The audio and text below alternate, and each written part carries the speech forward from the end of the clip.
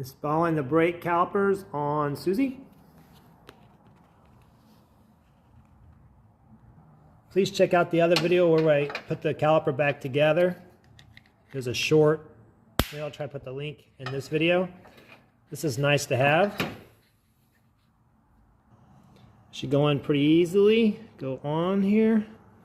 Goes like that, and then you put some bolts in.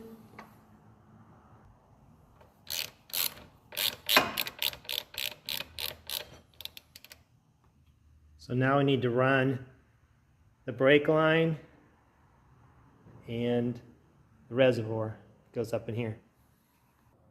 All right, this goes here.